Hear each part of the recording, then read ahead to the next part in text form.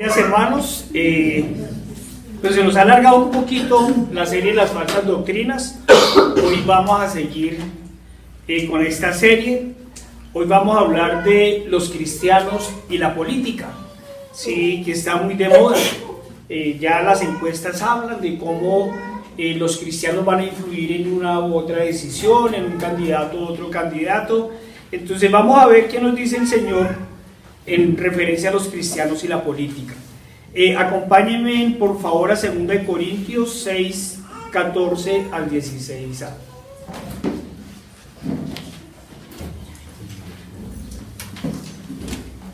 Nos dice la palabra del Señor: no os unáis en yugo desigual con los incrédulos, porque ¿qué compañerismo tiene la justicia con la injusticia? ¿Y qué comunión la luz con las tinieblas? ¿Y qué concordia Cristo con Belial? ¿O qué parte el creyente con el incrédulo? ¿Y qué acuerdo hay entre el templo de Dios y los ídolos? Señor Padre Santo, Dios Todopoderoso y amado, Señor, ay Señor, ayúdanos a entender, Señor, tu llamado, Señor, a apartarnos de toda contaminación, Señor. Ayúdanos, Señor, a permanecer fieles, Señor, a ti, a tu palabra, Señor, a tu voluntad, Señor. Apártanos para ti, Padre Santo, y apártanos de todo aquello, Señor, que nos contamine, Señor. Sea lo que sea, Señor, porque tú, Señor, nos dijiste: sed santos como yo soy santo, Señor, y tú nos has llamado a esa santidad, Padre. Señor, guíanos, Señor, que tus ángeles, Señor, nos levanten el pie para que no tropecemos. Te lo pedimos en el nombre del Señor Jesucristo. Amén. Hermano, la orden del Señor, porque no es una invitación, ¿cierto? Es una orden, es clara. Nos dice el Señor: no te unáis en yugo desigual con los incrédulos. Esa es la orden del Señor. El propósito del Señor para su pueblo siempre ha sido el mismo: mantenerlo apartado de todo lo que lo pueda contaminar. Cuando su pueblo era tan solo el pueblo de Israel, podríamos afirmar, podríamos decir nosotros desde hoy, que parecía que las cosas fueran más sencillas, porque la diferencia no solo era religiosa, sino era racial e incluso geográfica. El Señor le había dado un terreno a su pueblo, ¿cierto? Y les había dado unas órdenes: no se unan con los pueblos de enseguida, no casen sus esposas, no casen sus hijas, no casen sus hijos, ¿cierto? No tomen lo de esos pueblos, incluso cuando los conquistaban, ¿cierto? Cuando los pueblos ya eran muy perversos, muy pervertidos, entonces el Señor les decía: no tomen absolutamente nada de ello, ¿sí? Ni habiten sus casas, ni cojan su dinero, ni sus animales, ni nada. Esa era la orden del Señor. Entonces uno podría pensar, ¿cierto?, que era más fácil, porque pues identificar quién era el judío y quién no era el judío era muy sencillo. Pero aún así, el pueblo terco, porque somos tercos, se contaminaba. ¿Qué podríamos decir a hoy? Hoy en día, donde los creyentes vivimos inmersos en un mundo impío, en donde nacimos en el mundo, en donde nacimos en medio de todos, en donde lo compartimos todo, absolutamente todo, y la única pero inmensa diferencia es la fe. Hoy podríamos decir que es más difícil vivir apartados. Eso quiere decir que el Señor ha puesto a su pueblo, a la iglesia, una tarea más grande que al pueblo de la antigüedad. Toda vez que mantenerse puro y sin mancha hoy, en medio de una sociedad dominante y absorbente, resulta casi imposible. Pero el Señor nos ha dado una promesa y nos ha dicho que lo que es imposible para nosotros es posible para Él. Y es posible si nosotros estamos en Cristo. Pero nosotros tenemos una ventaja que no tenía el pueblo judío. Si bien el pueblo judío gozaba de la presencia permanente del Señor, ¿cierto?, de sus promesas por parte de los profetas, si nosotros miramos, contaba con constantes teofanías, y el Señor se hacía visible, o por lo menos se hizo visible en esos 40 largos años. Si todos los días veían la cortina de humo o veían la cortina de fuego, ¿sí? Si bien es eso, hoy nosotros tenemos una cosa que podríamos decir que es más maravillosa. Es una mejor promesa. ¿Cuál es esa promesa? Acompáñenme a Juan 14, 26. Cuando nosotros leemos la palabra del Señor, vemos que muchos profetas pecaron, vemos que muchos escogidos de Dios pecaron, ¿sí? Nosotros siempre hablamos de la sabiduría de Salomón, pero se nos olvida que Salomón pecó contra el Señor, ¿sí? Que si bien al inicio le pidió sabiduría y el Señor fuera la sabiduría le dio riqueza, ¿cierto? Como hombre falible, Salomón pecó, ¿sí? Incluso el rey David, aquel de quien el Señor dijo que tenía un corazón conforme a él, también pecó. Y las consecuencias del pecado las pagó él, las pagó su pueblo. ¿Y por qué pecaban? Podríamos decir porque en ese momento, ¿cierto?, estaban bajo la ley y no había una promesa. ¿Cuál es esa promesa? Juan 14, 26. Mas el Consolador, el Espíritu Santo, a quien el Padre enviará en mi nombre, Él os enseñará todas las cosas y os recordará todo lo que os he dicho. Los hijos de Dios contamos con el Espíritu Santo que nos convence de pecado, de justicia y de juicio. Amén. Cuando nosotros a veces vamos a hacer algo indebido, hay algo por dentro que nos detiene. Cuando pecamos involuntariamente, hay algo que de una vez nos remuerde la conciencia y ¡ay, Señor! ¿Sí? Y no somos nosotros. Es el Espíritu Santo que mora en nosotros. ¿Sí? Los antiguos el Señor todavía no se lo había mandado, porque el Señor se le revelaba de otra forma. Además, el Señor nos dijo algo más. Pasemos a 1 Corintios 3:16.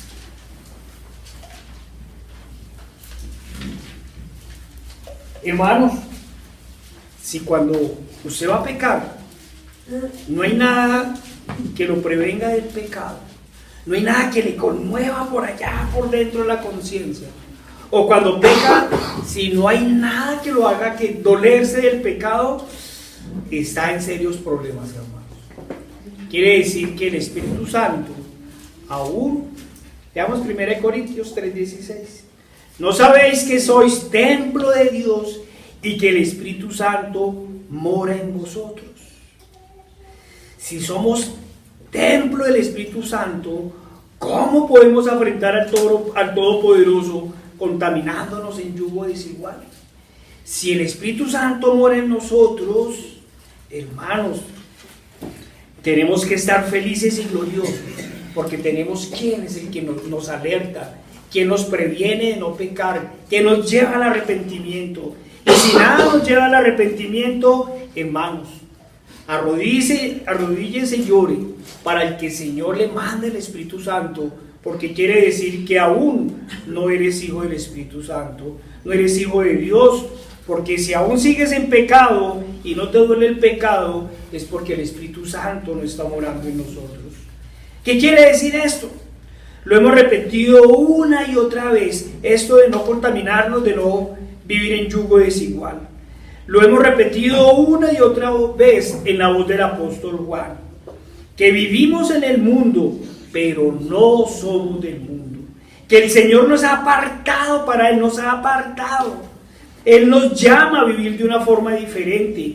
Él nos llama a vivir en santidad, a vivir conforme a su palabra, a vivir en el mundo, pero no como el mundo vive, a vivir como dicen popularmente, juntos, pero no revueltos. Nosotros vivimos en el mundo, pero no nos complacemos del mundo. Amén. Hermanos, ahora sí comprenden por qué siempre han perseguido a los verdaderos hijos de Dios, a la verdadera iglesia, porque desde un principio la llamaron secta. ¿Por qué les decían la secta a los nazarenos? Porque se habían apartado del mundo, porque se apartaban para orar, porque se apartaban para vivir en santidad, porque unos a los otros se exhortaban en amor, porque uno al otro vivía pendiente. ¿Cuántas cartas mandó Pablo? Y las cartas por lo general no eran para felicitarlos, habían unas que era para felicitar, a otros les decía Gálatas torpes, ¿sí? Y los regañaba. ¿Y por qué los regañaba? Porque es que Pablo sabía que los habían llamado era santidad. ¿Por qué los perseguían? Precisamente por eso, porque vivían diferente, se comportaban diferente, porque cada vez que hablaban lo hacían para predicar y su vida la usaban única y exclusivamente para servir a su Señor. Sin importar su oficio, todo lo que hacían, lo hacían para Dios. Y si su trabajo, su quehacer contradecía el Evangelio, sencillamente cambiaban de labor, cambiaban de labor. Vayamos a la época. Miremos la sociedad judía.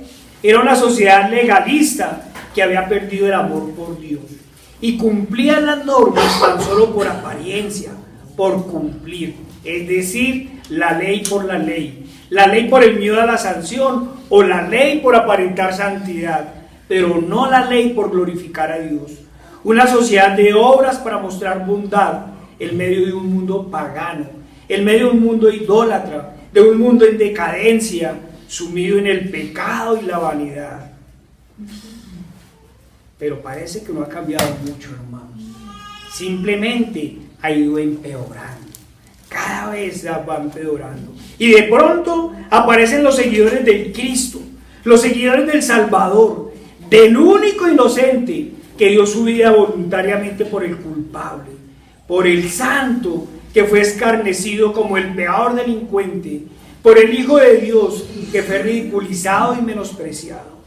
Los seguidores de aquel que aún venciendo la muerte fue locura para muchos, en especial para aquellos que envanecidos prefirieron cerrar los ojos para no ver que los ciegos veían, que los mudos hablaban, que los inválidos caminaban y que los muertos resucitaban. En esa sociedad de ciegos e incrédulos aparece un remanente de luz que comienza a vivir diferente, apartándose de todo vicio, de todo pecado, de todo mal, incluso que comienza a controlar hasta sus pensamientos y deseos para no pecar contra Dios.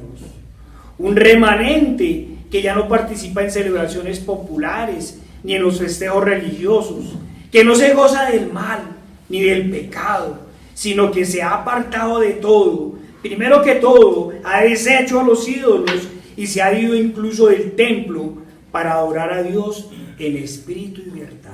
Amén. Una pequeña manada que decide vivir solidariamente, ayudándose unos a otros entre los hermanos en la fe, y ha entregado su vida a Dios, volviéndose abominación a los hombres, pues este remanente ya no hace distinción entre judío ni gentil, entre hombre ni mujer, ni entre esclavo ni libre. El judío se ha vuelto escándalo para los judíos y los gentiles se han vuelto escándalo para los gentiles. Imagínense al pueblo judío viendo que sus antiguos hermanos, ¿cierto?, están conviviendo. Si ni siquiera un judío podía entrar en la casa de un gentil y un gentil no podía visitar a un judío, y cuando los voltean a mirar están conviviendo, ¿sí? Imagínense ese escándalo. Ahora imagínense los escándalos en las familias. Claro, para ayudar a su hermano en la fe sí tiene, ¿no? Pero para ayudar a su hermano en sangre no. Mire, claro, es que ahora ¿qué? ¿Se creen de mejor familia? Y esos que preguntaba todo el... ¿Y esos qué? Se preguntaba todo el mundo. ¿Y esos qué? ¿Se creen diferentes? ¿Se creen santos? ¿Se creen mejor que nosotros? ¿Se creen mejor que el emperador ante quienes se niegan a arrodillarse? Imagínense para los gentiles. ¿Sí? Los gentiles lo máximo era el emperador y arrodillarse ante el emperador. Y se encuentran con algunos que comienzan a negarse a arrodillarse ante el emperador. Es que ni siquiera comen de nuestra carne. Acuérdense que la mayoría de la carne era sacrificada a los ídolos y ellos se negaban a comer de esa carne. ¿Acaso quiénes son? ¿Los únicos poseedores de la verdad? En realidad no habían sido mejor que los demás. Muchos habían sido los peores pecadores, pero ahora seguían las palabras de aquel que les dio vida, de aquel que los rescató de las tinieblas y les dijo: sed santos porque yo soy santo. Y eso era lo que estaban empecinados en buscar, la santidad. No buscaban nada más. Y estaban soportando toda clase de humillaciones por alcanzar la santidad. La misma santidad que muchos queremos buscar. Pero para ello es necesario que hagamos lo que hacían ellos, que vivamos diferente, que como iglesia primitiva nos ayudemos unos a otros a buscar la santidad, que nos cuidemos unos a otros, que nos apartemos del mundo, pero sobre todo, como nos han dicho en este pequeño rebaño, que nos hagamos la sal y la luz de este mundo, porque no basta con apartarnos del mundo, no basta con apartarnos de la oscuridad, si nosotros no somos luz. Pero para ello es necesario que aborrezcamos el mundo. Y no olvidemos que quien nos rescató nos advirtió que quienes aman el mundo y las cosas del mundo se hacen enemigos de Dios. ¿Somos amigos de Dios o somos enemigos de Dios? ¿De verdad estamos comenzando a aborrecer todo lo del mundo? ¿O seguimos extrañando las cosas del mundo? El Señor nos ha llamado a apartarnos del mundo, pero hay quienes amando al mundo no solo han seguido las cosas del mundo, sino que además han introducido el mundo en la iglesia, la han contaminado con estrategias del mundo y la han pervertido. Imagínense, los otros se apartaban del mundo y estos han cogido el mundo y lo han metido a la iglesia. Acompáñenme por favor a 2 de Pedro 2, 1 al 3.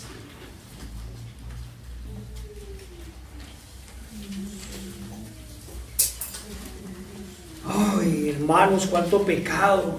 O sea, cuando uno piensa y ve que no solo no se apartan del mundo, que no solo no aborrecen al mundo, sino que aman tanto el mundo que llevan a la gente al mundo, es cuando uno ve hasta dónde ha llegado la apostasía. ¿Qué nos dice? ¿Qué nos advierte la palabra del Señor?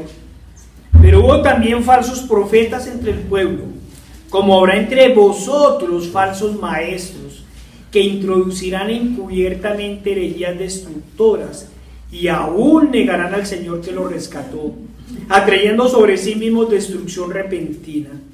Y muchos seguirán sus disoluciones, por causa de las cuales el camino de la verdad será blasfemado. Y por avaricia harán mercadería de vosotros con palabras fingidas. Sobre tales, ya de largo tiempo la condenación no se tarda y su perdición no se duerme. Spurgeon ya no lo anunciaba cuando decía que en las iglesias, en lugar de pastores guiando ovejas, habrán payasos entreteniendo cabras. Estas son las iglesias modernas que utilizan toda clase de estrategias para atraer a multitudes, pero nunca le dan el grito de batalla. Ese que dice: arrepentidos, que el reino de Dios se acerca.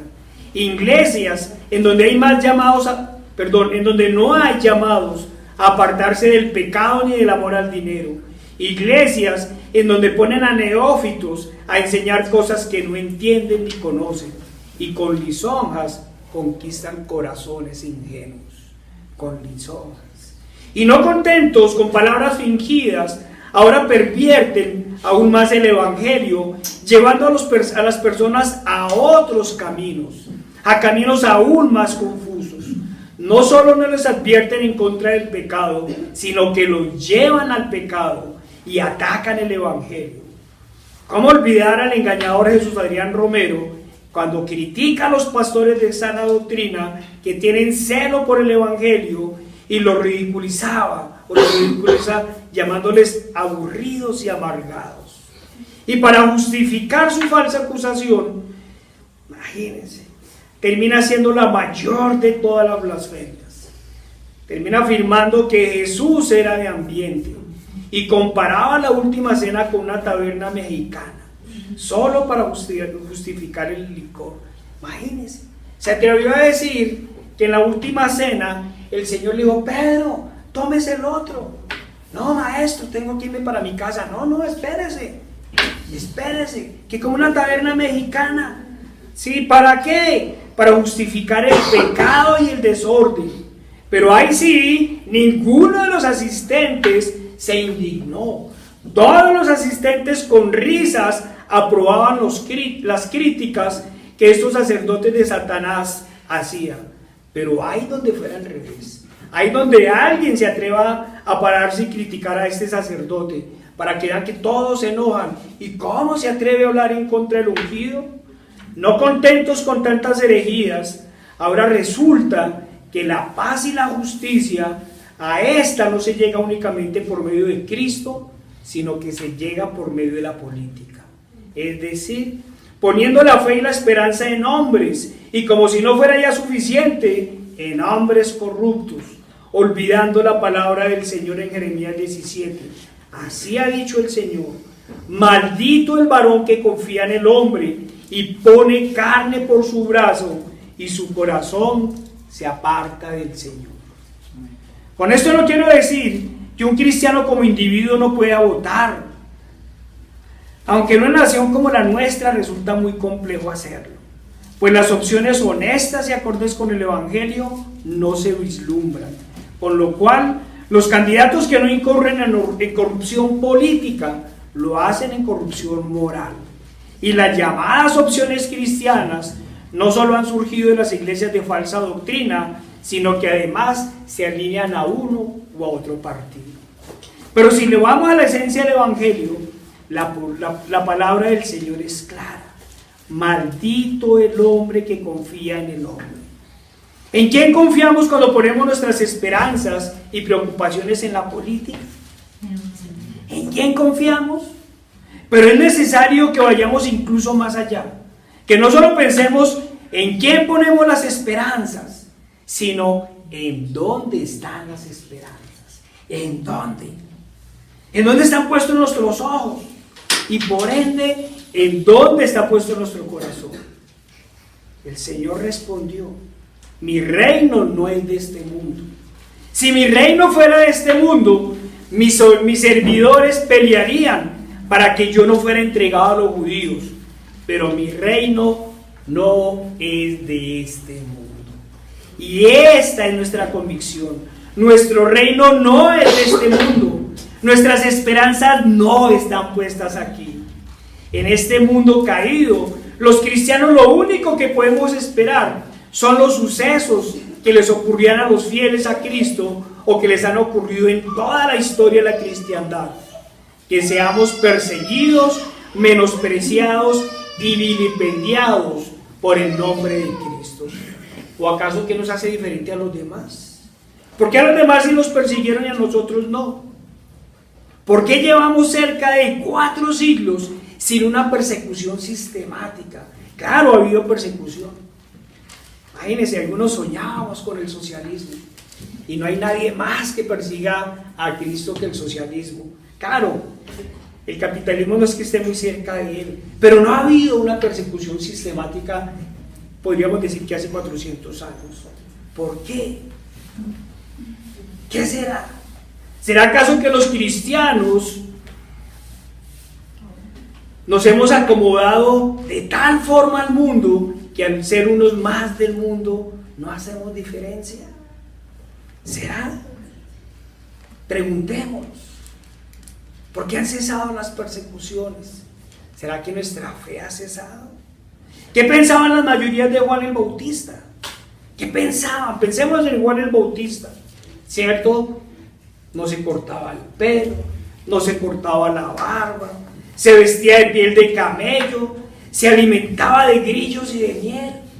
¿Sí? Él sí que vivía apartado del mundo. ¿O qué pensaban los judíos de Pablo, que siendo uno de los principales del Sanedrín, termina renegando de la circuncisión por amor a Cristo y perdiendo todos los privilegios? ¿O qué dirían los romanos del mismo Pablo, de aquel que echaba la caneca el bien más preciado del momento? ¿Cuál era el bien más preciado del momento? La ciudadanía romana. ¿Sí? ¿Qué dijo de la ciudadanía romana? Que lo tenía todo por basura por amor a Cristo. y pasó a ser poco menos que un delincuente o incluso un demente. ¿Por qué fueron perseguidos los cristianos por el Estado romano? Por haberse negado a rendirle culto al emperador, por llevar una vida diferente, por tener prácticas diferentes, por no poner sus esperanzas en hombres y mucho menos en imperios, sino solo en aquel que los salvó. Ese fue uno de los grandes delitos de hacer a un lado al Estado, despreocuparse del imperio y poner todas sus aspiraciones y todos sus deseos en los lugares celestiales. Pero hoy nos llaman a poner las esperanzas en hombres y a fijar nuestros ojos en esta tierra. ¿Acaso, hermanos, no hemos escuchado que será quemada? Que el pecado y la apostasía aumentarán a tal nivel que todo quedará tan contaminado que solo hay una solución: tierra nueva y cielo nuevo. No hay más. ¿Qué podemos esperar de un mundo caído? ¿De un mundo pecador? ¿Qué podemos esperar? Corrupción y violencia. Y entonces surgen los críticos. O sea que no podemos ejercer nuestra ciudadanía. Claro. Quienes son de este mundo y tienen sus preocupaciones en este mundo pueden ejercer la ciudadanía que el mundo les da.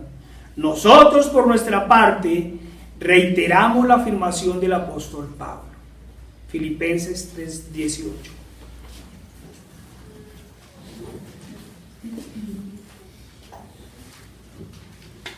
Que si pueden ser ciudadanos del mundo, sean ciudadanos del mundo. Que si pueden participar en la ciudadanía del mundo, participen en la ciudadanía del mundo. Mientras tanto, nosotros, ¿qué diremos? Repetiremos las palabras de Pablo.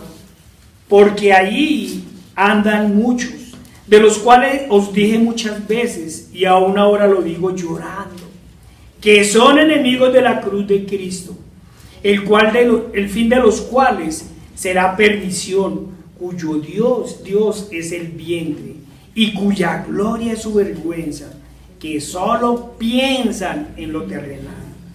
Mas nuestra ciudadanía está en los cielos. Esa es nuestra ciudadanía, hermanos, de donde también esperamos al Salvador, al Señor Jesucristo. Nuestra ciudadanía no está acá, nuestra ciudadanía está en los cielos. Por esto no nos ilusiona su mundo caído, porque nosotros somos ciudadanos de los cielos y nuestra esperanza es Cristo. No buscamos impactar el mundo desde el mundo, sino desde la locura de la predicación. Este mundo no necesita de proselitismo político, necesita de proclamación del Evangelio. Amén. Cuando yo pensaba en todas esas preocupaciones, sí, me acordé de algún hecho y lo recreé de otra forma. Es como cuando fallece un creyente que pertenece a una familia impía y adinerada y le ponen al cónyuge pleito por el cuerpo. No, lo vamos a llevar a la iglesia, vamos a hacerle misa, y comienzan a poner pleito. ¿Sí? ¿Qué puede hacer el creyente? ¿Qué otra cosa puede decirle sino, pues tomen, quédense con su cuerpo de podredumbre, que yo soy feliz sabiendo que su espíritu está con Cristo? Cojan su podredumbre. Esto es lo que nosotros tenemos que hacer. Y esto es la política, los despojos de un mundo caído, la podredumbre de un mundo muerto. Nuestros tesoros están en el cielo, donde ni la polilla ni el orín corrompen, y donde los ladrones no minan ni hurtan. Porque en donde está vuestro tesoro, allí estará también vuestro corazón. Amén. ¿Dónde está el tesoro de todos los que se meten en política? Aún chillan en mis oídos los llamados de los falsos maestros a las urnas a votar por la paz. Y es necesario aclarar una vez más que no estamos a favor de la guerra. También nos incomoda el llamado de los otros falsos maestros a votar por opciones guerreristas. No puede haber verdadero cristiano que busque justicia por mano propia. El creyente sabe que la justicia es del Señor. Quiero que entiendan que nuestro problema real son con los llamados a la paz, excluyendo de ella al príncipe de paz, sin tener en cuenta aquel que dijo: la paz os dejo, mi paz os doy. Yo no os la doy como el mundo la da. No se turbe vuestro corazón, ni tenga miedo. La paz de Cristo no es una paz a medias, tampoco una paz de intereses personales. No es el simple silencio de los fusiles, es la paz que viene del perdón, es la paz que viene del arrepentimiento sincero, la paz que viene del amor y de la justicia, esa que da vida y da esperanza, la que da luz en medio de las tinieblas, la única que puede llevar a la resurrección. En pocas palabras, hermanos, no hay paz sin una verdadera conversión a Cristo. No puede haber paz sin el príncipe de paz. ¿Quién nos va a dar la paz? ¿Un estado corrupto o una insurgencia atea y violenta? ¿O los promotores del odio y la venganza? ¿Es que aún no han oído? ¿No han leído la Escritura? No me arrebatéis juntamente con los malos y con los que hacen iniquidad, los cuales hablan de paz con sus prójimos, pero la maldad está en su corazón. Salmo 23:3. ¿Y qué nos dice Jeremías? Y curan la herida de mi pueblo con liviandad, diciendo: paz, paz, y no hay paz. ¿Se han avergonzado de haber hecho abominación? Ciertamente no se han avergonzado, ni aún saben tener vergüenza, nos dice Jeremías. Ninguno se ha avergonzado de hacer abominación. Unos y otros justifican la violencia y rechazan al Dios de paz. No estamos a favor de la violencia, la rechazamos como estrategia de Satanás para ganar más almas, pero somos sinceros. Y aunque se enoje este mundo caído, tenemos que decirle la verdad desde la Escritura. No hay paz para el impío. La paz de los hombres es la paz de los cementerios, es la paz de las falsas promesas. Hasta el escritor latinoamericano ateo sabía o sabe que lo que el mundo llama paz no es más que el tiempo para preparar la próxima guerra. ¿Y cómo ignorar las advertencias de la Escritura? Esa que nos dicen que cuando digan paz y seguridad, entonces vendrá sobre ellos destrucción repentina, como los dolores de la mujer encinta, y no escaparán. Por eso ningún profeta llamaba a la paz, tampoco Juan el Bautista, ni los apóstoles, ni aún el Señor. Su llamado siempre fue uno y el mismo: arrepentíos, volveos de vuestras malas acciones. De esto se trata el Evangelio. Pidamos perdón a Dios, apartémonos de todo mal y vayamos a Él en fe y arrepentimiento, que el Dios de misericordia nos ha justificado ya ante el Padre, y su sangre nos ha limpiado de todo pecado. El Señor siempre nos ha mostrado el camino, el Señor siempre nos ha dado su evangelio y doctrina, pero también el Señor siempre nos ha prometido. Acompáñenme a Romanos 16, 17 al 19.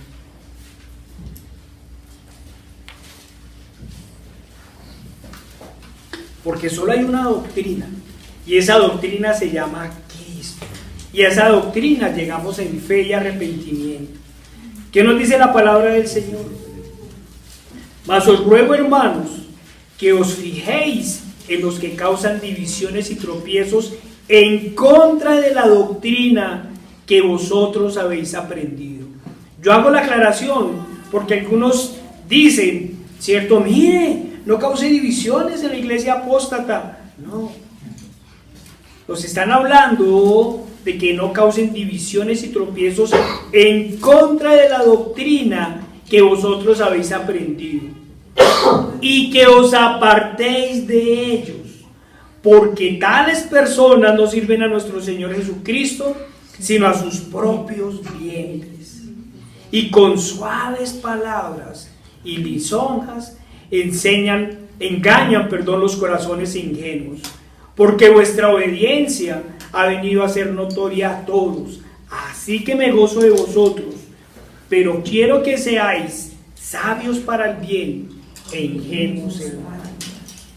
Hermanos, mire, mas os ruego, hermanos, que os fijéis en quienes causan divisiones y tropiezos en contra de la doctrina, y que os apartéis de ellos, que os apartéis. Y sobre eso la división, sobre la sana doctrina. Y el consejo una y otra vez nos lo dicen: apartémonos de ellos, porque solo sirven a sus propios vientres y engañan con palabras suaves y lisonjas a los corazones sinceros. La gente, como hemos dicho, aún sigue esperando al diablo con cachos y con cola. Aún. ¿Y qué nos dice la palabra del Señor sobre aquellos? Apartaos de ellos. Pero aquellos que causan divisiones en la palabra del Señor, no contentos con desviar la doctrina y para sumar más ira para el día de la ira, han convertido ahora sus púlpitos en escenarios de arenga política, vendiendo su alma y la de los demás por un nuevo platado de lentejas, como si la tarea de las iglesias fuera llamar a las urnas.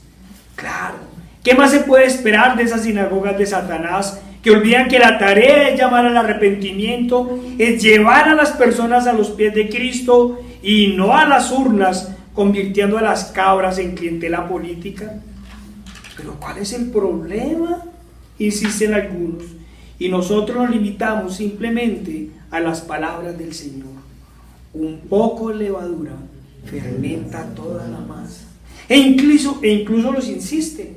Entonces, ¿dejamos que los corruptos sigan en el poder y se sigan robando el país? Y nosotros respondemos: que se queden con ese cuerpo de podredumbre, que se sigan disputando su mortecino. Al fin y al cabo, aquel día les dirán. ¿Qué les van a decir? Vuestras riquezas están podridas y vuestras ropas están comidas de polilla. Vuestro oro y plata están enmohecidos, y su moho testificará contra vosotros, y devorará del todo vuestras carnes como fuego. Habéis acumulado tesoros para los días postreros. Amigos, hermanos, este mundo es pasajero y no podemos negar que le pertenece precisamente al príncipe del mundo. En cambio, nuestros ojos están puestos en Jesús, el autor y consumador de la vida, y con él en la Jerusalén celestial. Amén. Con respecto a las riquezas y vanaglorias, nosotros decimos como Pablo: he aprendido a contentarme, cualquiera que sea mi situación. He aprendido a vivir en abundancia y he aprendido a vivir en escasez. Y como él también decimos: todo lo tenemos por basura, por amor a Cristo. Hermano, amigo, ¿dónde están tus preocupaciones? ¿En dónde está tu tesoro? No olvides que en donde está tu tesoro, allí está tu corazón. Y para los que no sabían, es necesario, porque hay cristianos que no leen las Escrituras, es necesario recordarles de dónde surgen los reyes y los gobernantes. Recuerden que el Señor había enviado jueces, pues la ley había sido dada por él. Pero el pueblo, como siempre, se cansó de la buena vida, se cansó de la protección de Dios. Y esta vez ya no le reclamaron como en el desierto por el maná. Ay, otra vez maná. Señor, mejor estábamos de esclavos. Oh. Pero ahora le reclaman por ser libres y autónomos. Libertad. ¿Y qué le dijeron? Acompáñenme a 1 Samuel 8, 4 al 19.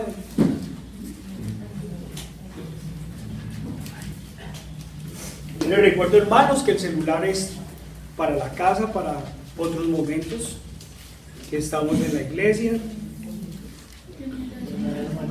Primera Samuel 8, 4 al 19. Y entonces los ancianos de Israel se juntaron y vinieron a Ramá para ver a Samuel.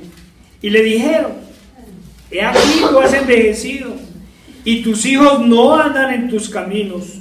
Por tanto, constitúyenos ahora un rey que nos juzgue, como tienen todas las naciones.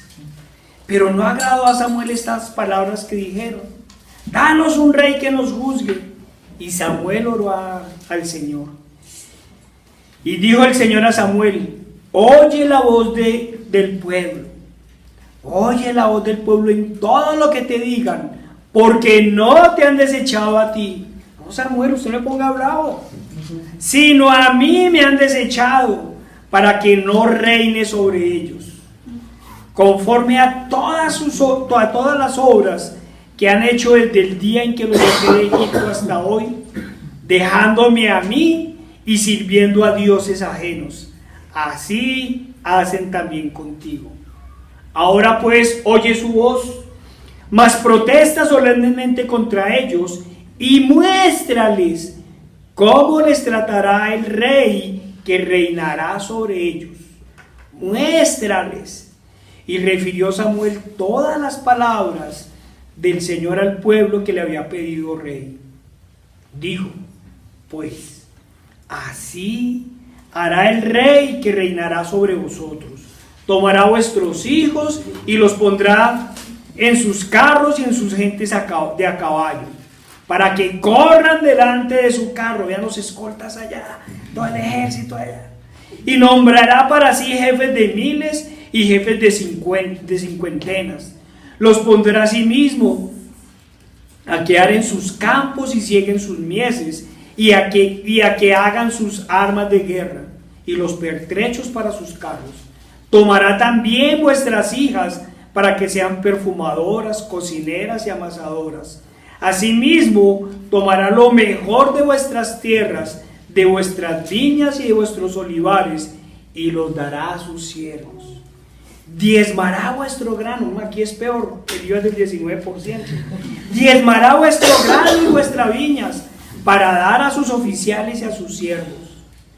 Tomará vuestros siervos y vuestras siervas, vuestros mejores jóvenes y vuestros asnos, y con ellos hará sus obras. Diezmará también vuestros rebaños, y seréis sus siervos. Y clamaréis, miren, y clamaréis aquel día a causa de vuestro rey que os habéis elegido.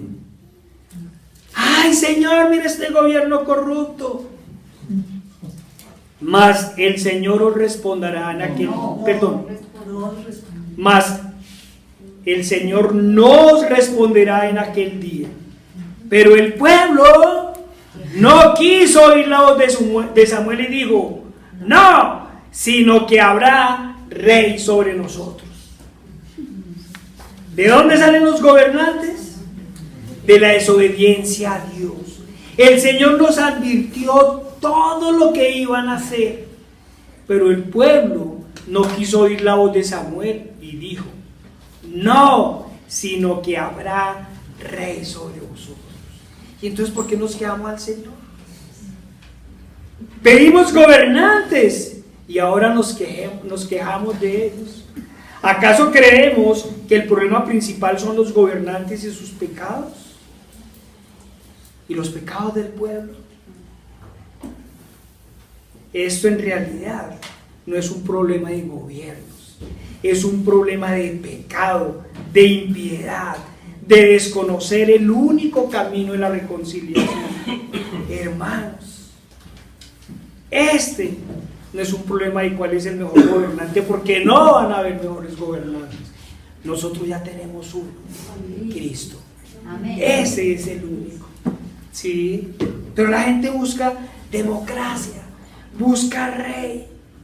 ¿Y cómo olvidar el máximo hecho democrático en la historia de la humanidad? ¿Cómo lo vamos a olvidar? Acompáñenme por favor a Mateo 27, 21. Mateo 27, 21 al 25. Vamos a mirar las grandes decisiones del pueblo. ¿Sí? El mundo se inventó esa frase siniestra que dice: la voz del pueblo es la voz de Dios. Es falso. La voz del pueblo es la voz de sus vientres, es la voz de su pecado. Y respondiendo el gobernador les dijo: ¿a cuál de los dos queréis que os suelte? Y ellos dijeron: a Barrabás.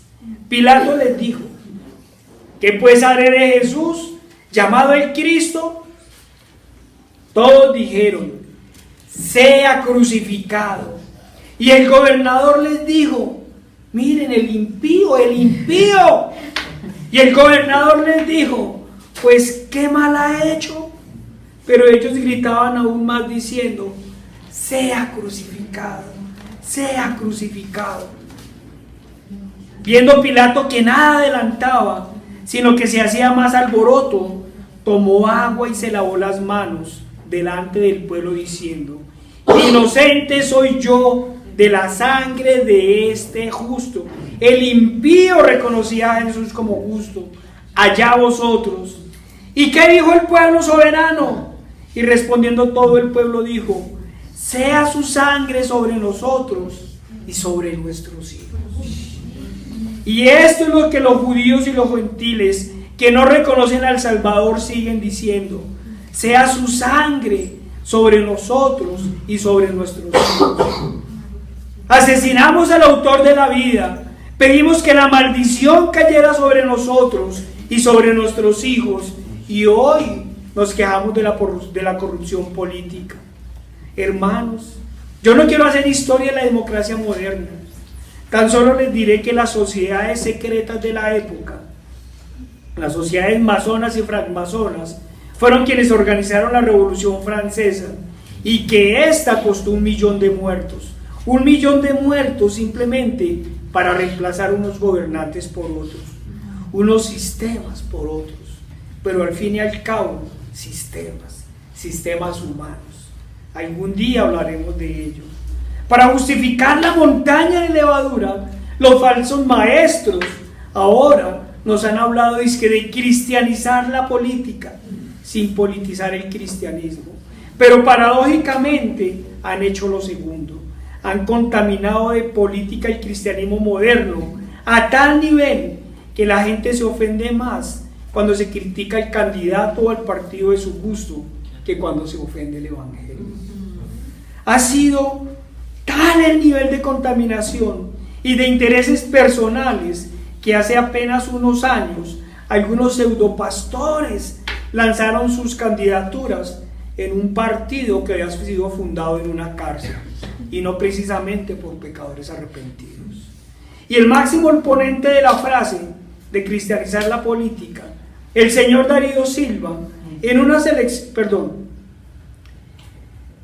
un sermón dijo que el mejor presidente de Colombia había sido X, pero en las elecciones subsiguientes se unió a su contradictor porque era el más opcionado para ganar. Cristianizar la política. Si ni siquiera la han podido moralizar, cristianizar la política no es más que crear nuevos ídolos, nuevos caminos de justicia, nuevas revelaciones. No es más que poner las esperanzas y la fe en hombres, olvidando que la fe es la certeza de lo que se espera, la convicción de lo que no se espera. Porque por ella alcanzaron buen testimonio los antiguos. Por la fe entendemos haber sido constituido el universo por la palabra de Dios, a modo que lo que se ve fue hecho por lo que no se ve. Y nuestra fe no puede ser otra que Cristo, y nuestra esperanza no puede ser otra que la Jerusalén celestial. Amén. ¿Cómo no poner nuestras esperanzas, nuestras ilusiones y nuestra vida, nuestro futuro en quien nos rescató del pecado, en el único que nos justifica del pecado, en el único capaz de darnos resurrección? Pero no olvidemos, hermanos, que esa mezcla entre fe y política no es nueva.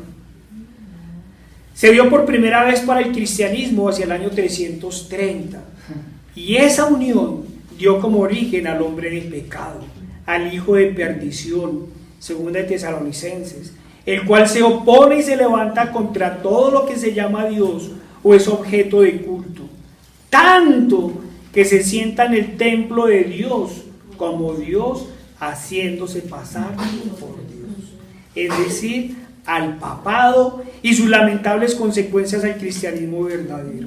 El mismo anticristo que en esta semana de paganismo e idolatría ha salido a decir que el infierno no existe.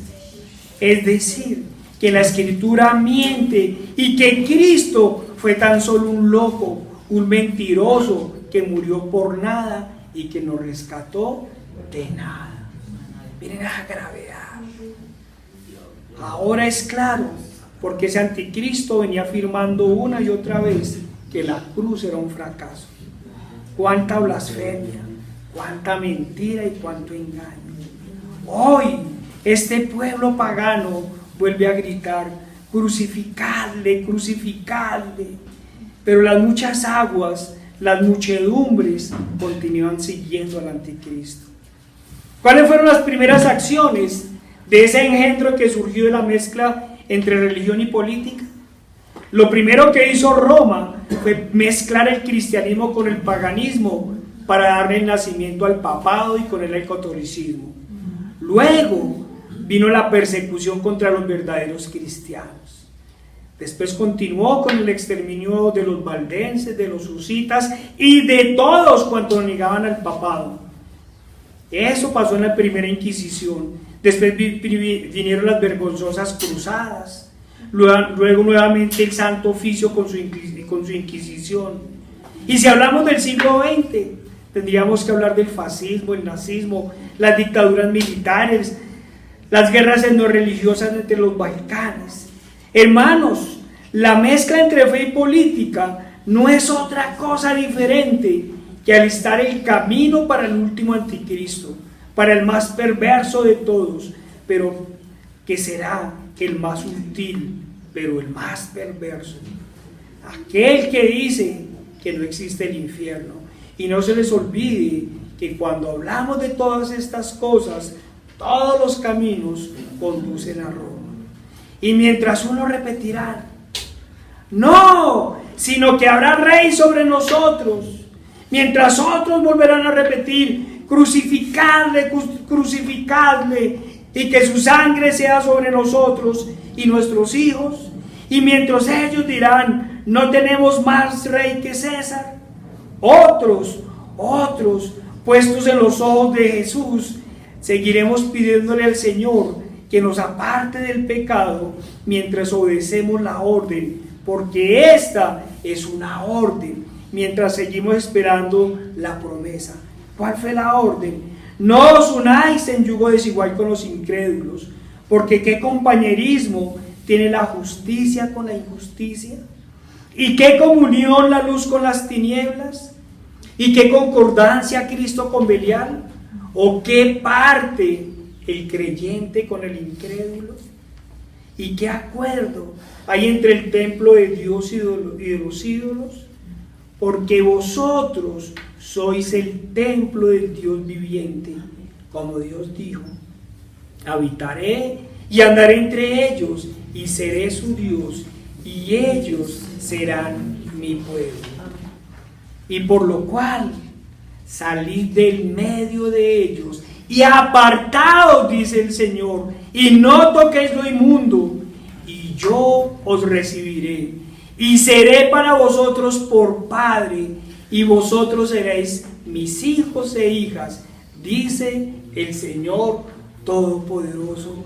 Padre Santo, Padre amado, Señor, Padre, recíbenos, Señor, adóptanos, Señor, apártanos, Señor, de este mundo caído, Señor.